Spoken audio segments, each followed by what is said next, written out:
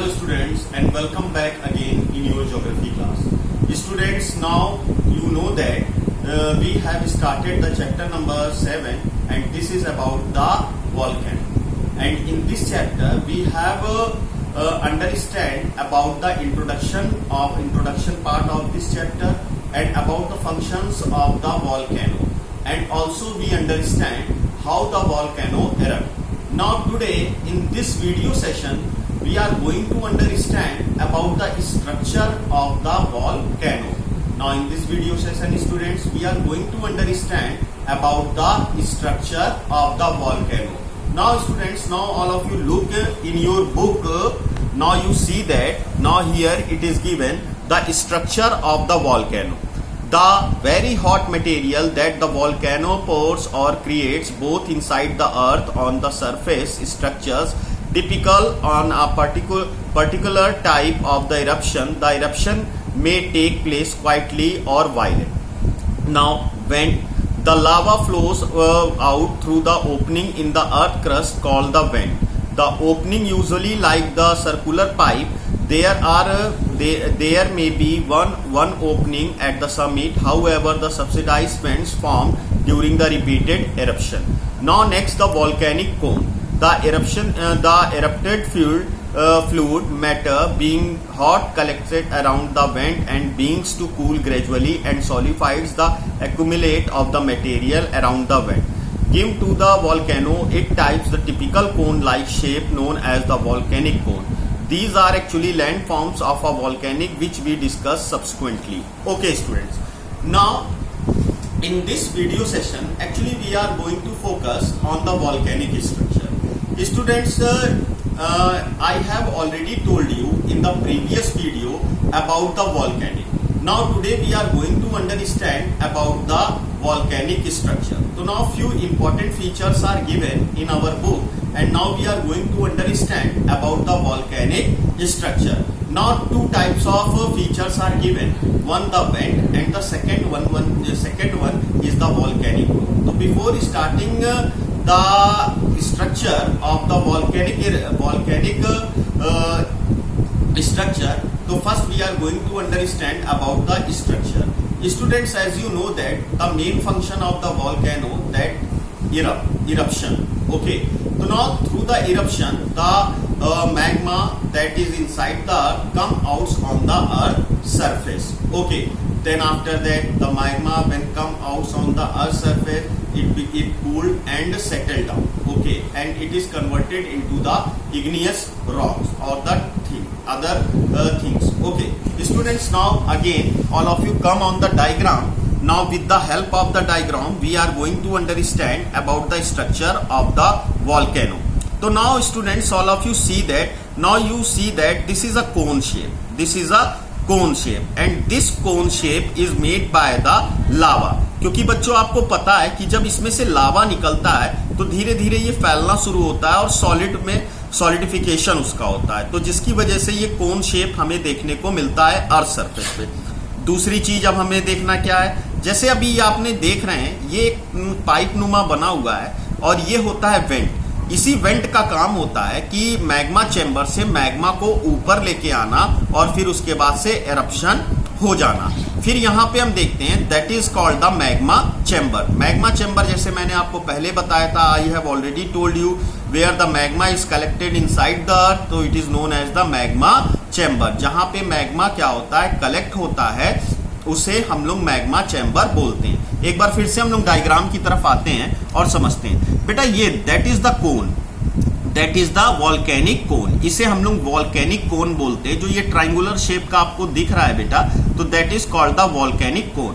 Volcanic cone कैसे बनता है तो वो आपको पता चल गया कि जब वॉल्केनो एरप्ट होता है उसमें से लावा बाहर आता है तो धीरे धीरे धीरे धीरे डिपोजिशन से ये इस तरीके से कोन शेप में कन्वर्ट हो जाता है। फिर उसके बाद ये पाइप आप देख रहे हैं, this pipe is known as the vent. इसे हम लोग वेंट बोलते हैं और ये वेंट के ही थ्रू जो मैग्मा होता है ये ऊपर की तरफ आता है और एरप्शन इसका होता है। और ये जो एरिया आप देख रहे हैं जहां पे आपको रेड, डार्क रेड कलर दिख रहा है, that is called the magma chamber where the magma is collected inside the earth. Okay students, so now this is your structure of the volcano.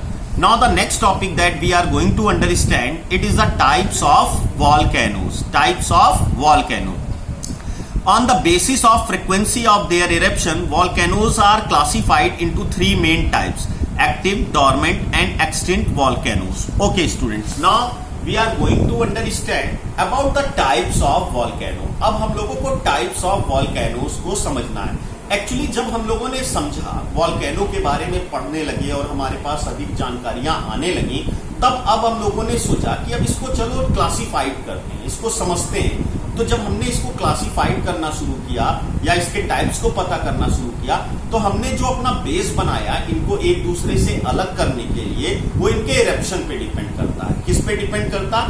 Eruption पे. जैसे पहले हम लोगों ने समझा एक्टिव वॉल्केनो, दूसरा हम लोगों ने समझा क्या? डॉर्मेंट वॉल्केनो, और तीसरा हम लोगों ने एक्सटिंक्ट वॉल्केनो. तो ये थ्री टाइप्स के वॉल्केनो होते हैं. पहला एक्टिव, दूसरा डॉर्मेंट और तीसरा एक्सटिंक्ट वॉल्केनो. चलो समझते हैं. Now active volcanoes, these are the volcanoes which are presently in recent past. There are present about 500 known active volcanoes. About 20 of the volcanoes may erupt any of time. A few of these volcanoes are in a state of permanent eruption. Some of the examples of active volcanoes are the Mount Stromboli and the Mount Etna in Italy, the Pinatubo in Philippines and the Mauna Loa in Hawaii.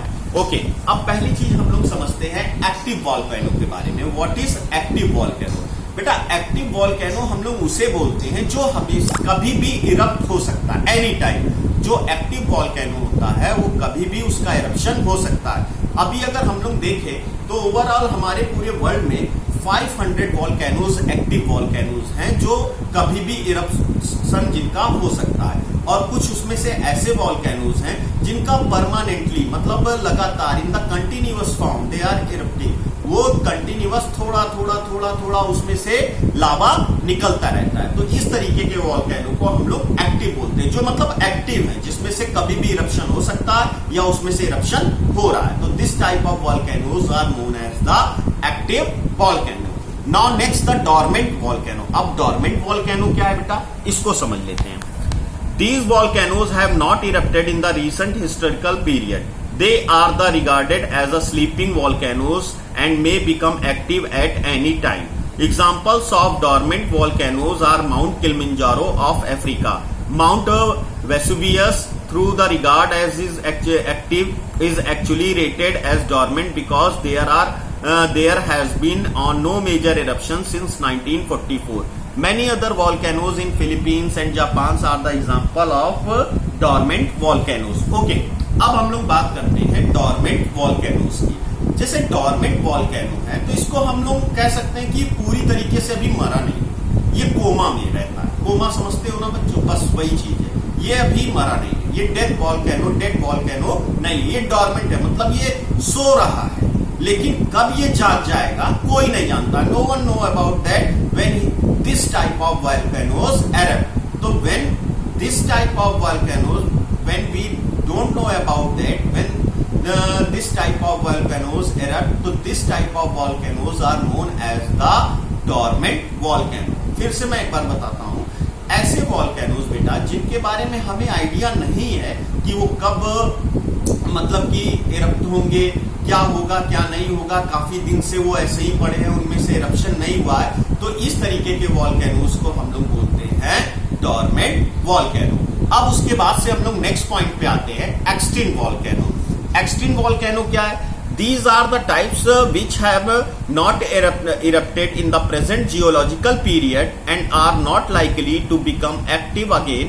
Mount Aconcagua in South America, Mount Kenya in Africa are the examples of such volcanoes. Now,